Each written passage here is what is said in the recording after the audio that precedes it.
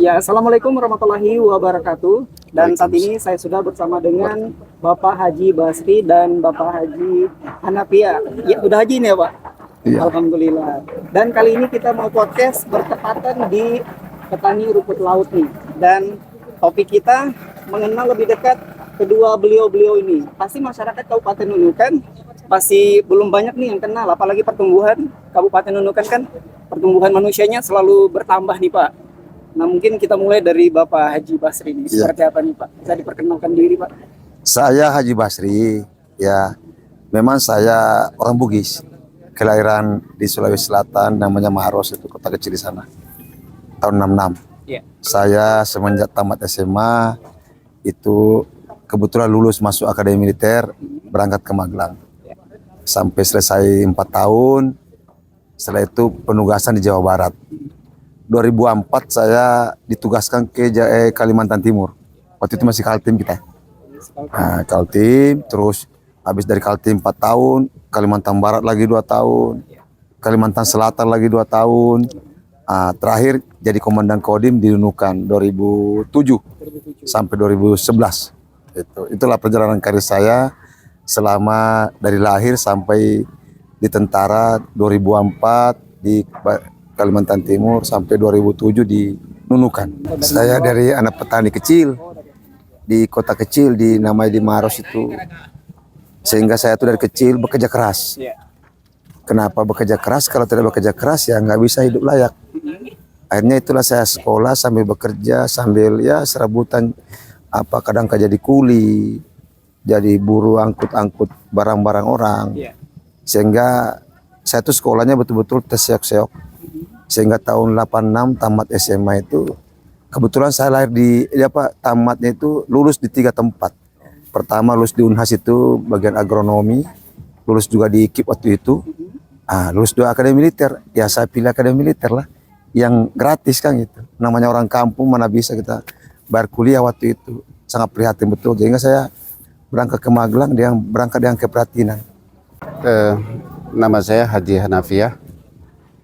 Saya lahir tahun 1961. Awal karir saya setelah menamatkan pendidikan S1 di Universitas Mula Warman tahun 1987, bekerja di Provinsi Kalimantan Timur.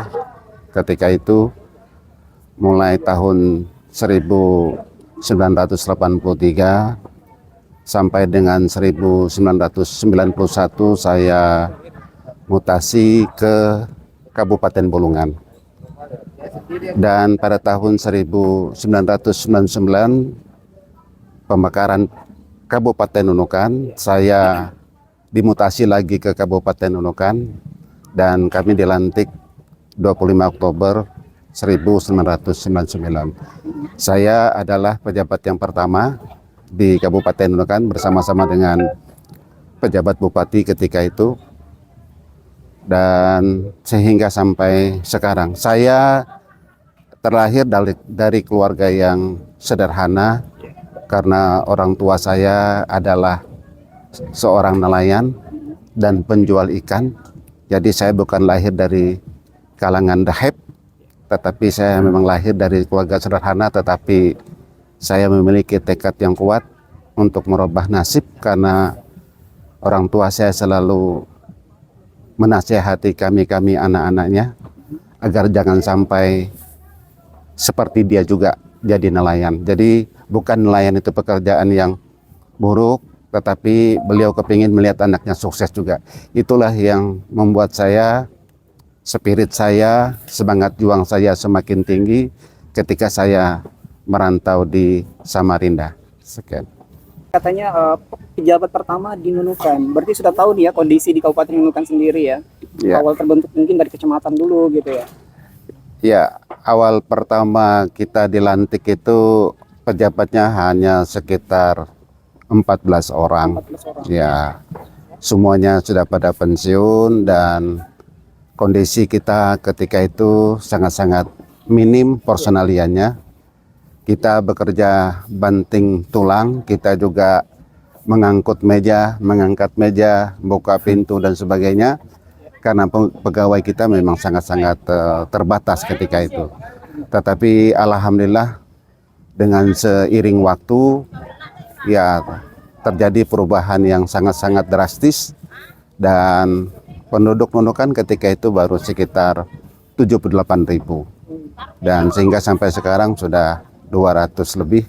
Saya pikir ini adalah perkembangan yang sangat-sangat luar biasa. Inilah satu kebijakan yang kita anggap sangat-sangat membantu masyarakat kita yang dulunya susah pelayanannya, tingkat kesejahteraannya juga rendah. Tetapi dengan adanya sebuah kabupaten baru, Kabupaten Nunukan, saya kira itu membawa anugerah yang sangat-sangat besar. Artinya bagi masyarakat kita sudah banyak mungkin kegiatan bangunan-bangunan yang kita bangun, yang dulu masyarakat harus pergi ke Tanjung Selor memakan waktu dan biaya yang tinggi. Dengan adanya kabupaten baru ketika itu semuanya kita dapat tackle di Kabupaten Nunukan. Dan saya kira ini hal yang paling utama, bagaimana kita bisa mendekatkan pelayanan itu kepada masyarakat, baik di bidang pendidikan, bidang kesehatan, maupun bidang-bidang yang lainnya. Pak, ini Haji Basri pernah menjabat ya sebagai bupati di Kabupaten Nunukan, ternyata di periode 2011 hingga 2016. Pak, ini maju lagi kembali ya? Insya Allah. Apa ini Pak? Ada mungkin program-program yang bisa dimudahkan ini, bisa di masyarakat kan pengen tahu juga nih, apa sih program mereka gitu Pak? Baik, jadi yang saya anggap program terobosan baru itu adalah dengan KTP Nunukan. Oh, KTP. Kita bisa berobat gratis baik di puskesmas maupun sampai rumah sakit. Dan masuk rumah sakit, keluarnya sudah sembuh. Jangan belum sembuh sudah disuruh kembali. Karena selama ini banyak kendala, jadi orang sembuh tidak sembuh 3 hari kembali. Kembali kami nanti ke depan masuk rumah sakit, keluar setelah sembuh. Sehingga tidak membuat lagi masalah baru bagi si pasiennya. Berarti KTP bisa sembuh nih? Dengan KTP dengan sembuh. Dengan bawa KTP ke rumah sakit, bisa langsung dilayani dengan baik gitu ya? Betul. Terus yang program kedua, kami ke depannya bersama Haji Hanafia ini akan memperjuangkan yang seperti Bapak lihat nih, kita nih ambil lokasi di rumput laut ini. Bagi Nunukan ini rumput laut ini komoditas yang sangat menjanjikan dan sangat berpengaruh terhadap perekonomian Nunukan. Makanya bagi kami dengan bisa nanti memperjuangkan ini harga rumput laut, artinya kita bisa menjaga kehidupan ekonomi Nunukan, yang stabilitas ekonomi Nunukan bisa kita jaga. Karena saya yakin juga ini harganya yang sekarang lagi menyorot turun drastis ini bisa kita naikkan. Minimal di angka 15. Saya udah keliling-keliling ke para petani rumput laut. Kalau Bapak bisa mempertahankan minimal 15, sudah bisa hidup. Kalau sekarang ini bukan hidup, dia hanya bertahan untuk cari makan saja. Ya, jadi sangat betul-betul kehadiran pemerintah di sini sangat dibutuhkan. Tidak boleh dibiarkan petani ini terjun bebas atau berjuang sendiri.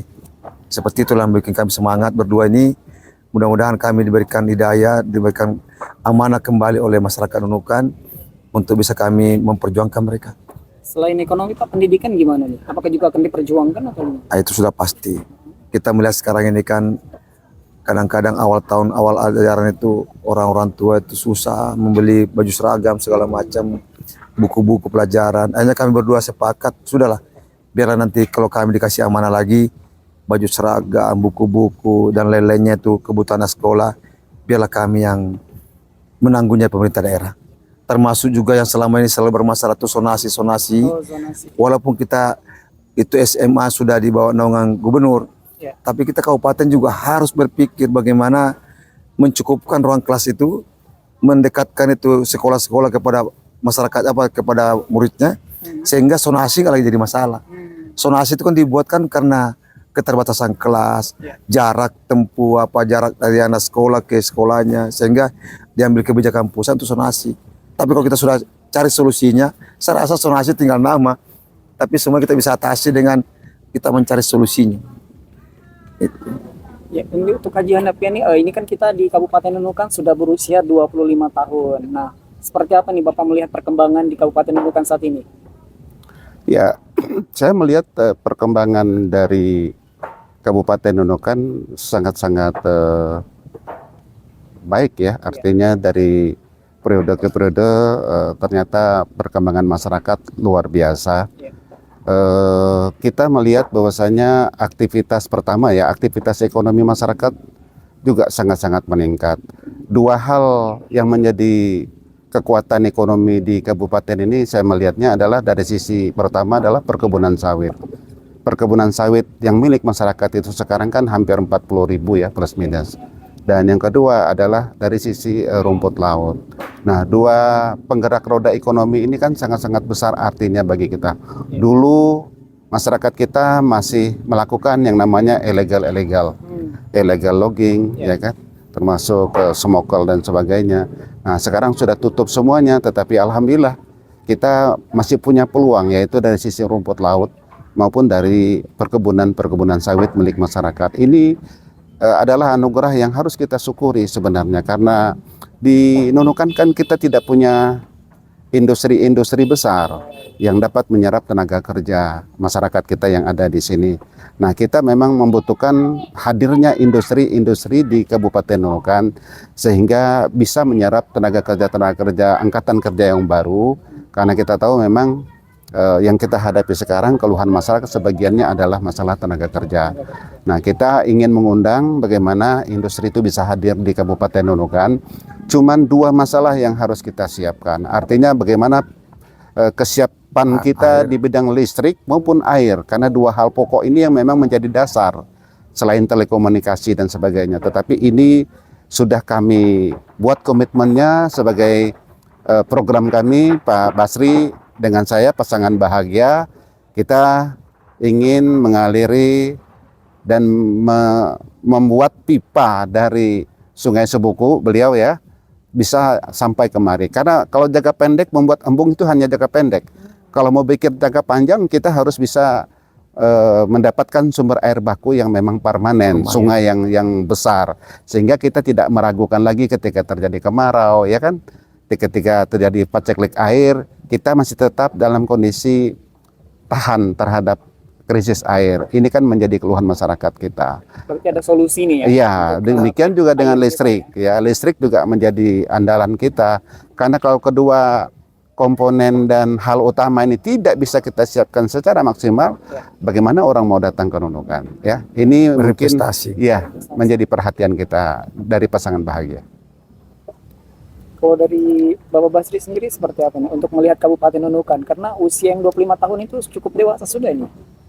Kalau dilihat dari segi umurnya ya sudah dewasa, tapi kan ya seperti tadi disampaikan oleh Pak Haji Hanafia, beliau ini kan mantan asisten 2 pembangunan. Tahu betul bagaimana isinya Nunukan ini. Sama juga hanya waktu kami dulu menjabat 5 tahun ya. Sudah pernah kita ya di puncak keemasan lah. Tapi di 2 periode terakhir ini agak lagi grafiknya agak turun lagi. Itulah kenapa kita ini semangat lagi kembali. Mudah-mudahan bisa kita kembali lagi meninggikan grafiknya minimal sama dengan kabupaten lainnya dari Kalimantan Utara. Ini pertanyaan yang berikutnya, mungkin jika terpilih sebagai Bupati dan Wakil Bupati Kabupaten Nunukan, apa nih yang mungkin program pertama yang dijalankan? Kan ada beberapa program tadi. Pertama listrik, pendidikan, dan ekonomi. Apa yang akan pertama digerakkan ini, Pak? Yang pertama sekali adalah ini, rumput laut ini. Karena ini kalau sudah harga stabil kembali, otomatis perekonomian kembali lancar. Kalau seperti air, listrik itu sejalan. Nah. Perjalanan paralel kan itu bukan rencana pendek, jangka panjang. Mungkin jangka pendeknya embun kita rapikan, revitalisasi.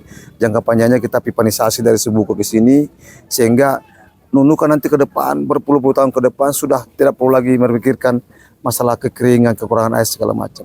Tapi waktu dekatnya adalah ini, rumput laut ini. Rumput laut jadi program pertama ya? Ini paling utama nih.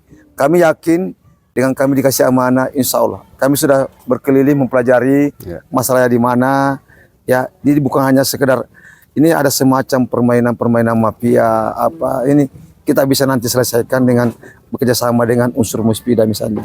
Insya Allah Nunukan ini kita bisa netralkan, standarkan kembali harga rumput laut ini. Ini yang paling utama nih. Itulah kenapa kita hari ini ambil temanya di sini, momennya di sini, karena bagi kami adalah ini yang paling utama jangka pendeknya. Kalau Bapak sendiri gimana nih? Mungkin sebagai pendukung dari Bupati ini. Ya, selain program bagaimana kita berusaha semaksimal mungkin menaikkan harga rumput laut, karena memang ketergantungan secara ekonomi terhadap rumput laut itu banyak, kita juga ingin mendukung dari sisi peralatan dan alat tangkapnya mereka. Artinya tidak semua dari perumput laut ini memiliki kemampuan Bikin tempat yang penjemuran. tinggi, ya. Tetapi ada juga sebagian dari masyarakat kita itu yang memiliki kemampuan yang memang mungkin menengah ke bawah. Ya, yang menengah ke bawah ini mungkin perlu menjadi perhatian kita supaya juga mereka bisa mengangkat harkat dan martabat mereka secara ekonomi. Karena kita tahu bahwasanya hampir mungkin 3.000 petani atau pembudidaya rumput laut itu saya yakin tidak semuanya mampu ya. Ada juga yang di bawah itu dan ini tetap kita perhatikan, mungkin bantuan berupa Permodalan. tempat jemur atau mungkin mesin Tali-tali. tempel pengangkut, termasuk peralatan, ya kan, mungkin perahunya dan sebagainya. Karena biar bagaimanapun ini adalah siklus, ya kan. Ya kalau mereka tidak dibantu, ya kan, tentu dia akan tersisih nantinya. Karena di laut itu kan terjadi juga persaingan di antara sesama. Jadi saya pikir ini juga perlu menjadi perhatian kita. Kalau yang petani kecil-kecilan atau pembudidaya kecil-kecilan tentu kan dia tidak mampu membuat tempat jemur yang seperti yang kita lihat sekarang ini, kan butuh dana puluhan juta ya. Nah, ini nanti akan kita perhatikan ya. Karena bagaimana tadi sudah disampaikan beliau bahwasanya kita ingin mendorong bagaimana nanti ketika kami terpilih ingin merubah harga rumput laut bisa menjadi standar yang kembali. Saya kira itu. Standar 15 tadi ya? Minimal 15. 15. Pak, ini tagline bahagia diambil dari mana nih? Tagline bahagia. Itu bahagia itu kan singkatan dari Basri, Hanapia, Ya. Gerbang Mas jilid kedua. Jilid kedua. Kenapa jilid kedua? Karena kami dulu kan pernah jilid pertama 2019. Gerbang Mas sendiri itu singkatan Gerakan Ekonomi Mandiri Aman dan Sejahtera. Itu singkatan itu. Oh, singkatannya. Ya. Jadi kata-kata bahagia itu sehingga muncul gitu. Muncul. Ya. Dulu kan kami bagus. Bagus. Waktu bahasa Magani kan. Ini bahagia karena Basri, Hanapia, Gerbang Mas jilid kedua. Jilid kedua. Apa nih alasan masyarakat agar memilih Bapak nih? Mudah-mudahan karena kami ini sudah berpengalaman, sudah berkomitmen, dan tidak usah lagi diragukan kerjanya karena sudah terbukti dan teruji. Ya, kita bukan membanggakan diri, tapi ada selama kami menjabat dulu 2011-2016, di mana waktu itu beliau juga asisten 2 pembangunan, kami bersinergi. Hasilnya boleh lihat sekarang, misalnya ada Kristen Center, ada Islamic Center, ada jalan Pasar Induk, ada jalan tinggi jalan lingkar, Pastarut. Sebatik itu, jalan lingkar, segala macam.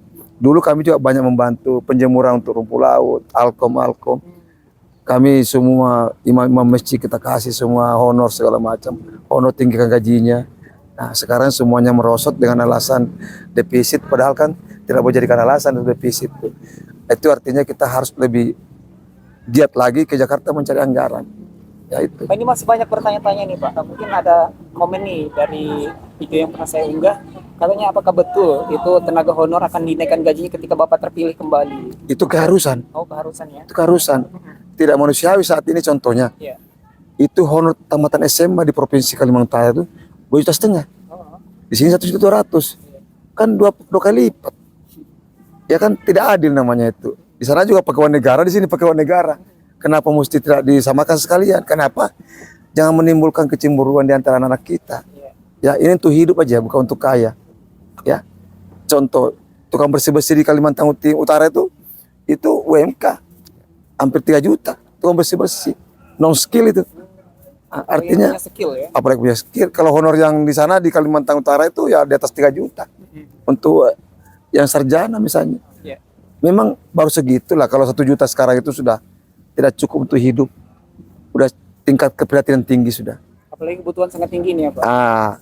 Dulu saja zaman saya 2011-2016 tuh D3 saja itu sudah 1,8. Sekarang D3 itu perawat-perawat di rumah sakit tuh 1,2. Harusnya kan lebih tinggi karena harga kan semakin tinggi. Ya, ini malah turun. Kan kasihan memperhatikan. Bagaimana mendapatkan kinerja yang bagus, semangat bagus. Tidak bisa karena bagaimanapun mereka butuh hidup yang layak. Pasangan Bahagia berkomitmen akan mendorong penuh bagaimana Kabupaten Kabudaya dan mungkin termasuk Kabupaten di Krayan itu kita dorong untuk menjadi otonomi. Karena kita belajar dari pengalaman kita sebelumnya. Ketika Nunukan dijadikan jadi sebuah kabupaten, itu kan langsung terjadi eskalasi pembangunan yang luar biasa. Kita juga ingin memberikan kesempatan kepada warga kita di Dapil 4 itu bisa maju, lebih mendekatkan pelayanan kepada masyarakat, sehingga kesejahteraannya juga bisa terangkat. Karena salah satu solusi untuk mempercepat pembangunan itu memang pemekaran wilayah. Itu tidak dapat dipungkiri. Artinya mereka akan mendapatkan kesempatan dari APBD-nya untuk membangun wilayahnya masing-masing. Nanti akan terjadi penerimaan pegawai yang luar biasa. Terjadi perputaran ekonomi di sana. Saya kira ini adalah jawaban dari kondisi-kondisi yang sekarang ini kita anggap memang mereka lamban mendapatkan pelayanan dari pemerintah. Karena kita tahu bahwasanya Kabupaten Nunukan ini sangat luas dan memiliki kecamatan 21 kecamatan, ada 232 desa yang wilayahnya memang ternyata memang sangat-sangat solid. Ya tentu ini harus kita dekatkan pusat pemerintahan itu ke sana sehingga mereka bisa mendapatkan asas manfaat yang lebih dari sebelum-sebelumnya seperti sekarang ini. Saya kira itu. Pas sebelum closing nih, apa nih yang mungkin disampaikan kepada masyarakat jelang pilkada ini? Disampaikan kepada masyarakat jelang pilkada. Baik, kepada masyarakat Nunukan, saya mengharapkan nanti di tanggal 27 bulan 11 2024 pandai-pandailah di dalam memilih calon pemimpinnya. Dalam memilih pemimpin itu tidak boleh kita berdasarkan hanya tingkat emosi atau lihat sepintas atau istilah kasarnya membeli kucing dalam karung. Tapi pilihlah pemimpin yang sudah jelas top recordnya, rekam jejaknya, yang sudah pengalaman membangun Nunukan, jangan kita lagi mencoba-coba. Dalam arti pemerintahan tidak boleh coba-coba. Itu kita lihat siapa yang kita pilih. Bagaimana waktu dia menjabat, baik dia sebagai wakil bupati maupun saya sebagai bupati. Dilihat saja rekam jejaknya. Ya artinya sudah ada pembandingnya. Jadi saya hanya mengharapkan sekali lagi masyarakat Nunukan nanti tanggal 27 bulan 11 2024 betul-betul ya berangkat dari hati yang murni tanpa dipengaruhi oleh imbalan-imbalan maupun money politik misalnya, dia memilih sesuai dengan kata hatinya dan berpikir logis untuk memilih pemimpinnya. Ya, itu saja. Ya, saya menghimbau kepada seluruh lapisan masyarakat Kabupaten Nunukan, marilah kita menjadi pemilih yang cerdas, yang mempertimbangkan segala sesuatu dengan hati nurani dan melihat fakta-fakta yang sudah ada. Saya kira seperti itu. Terima kasih Pak sudah memberi kesempatan nih Pak bisa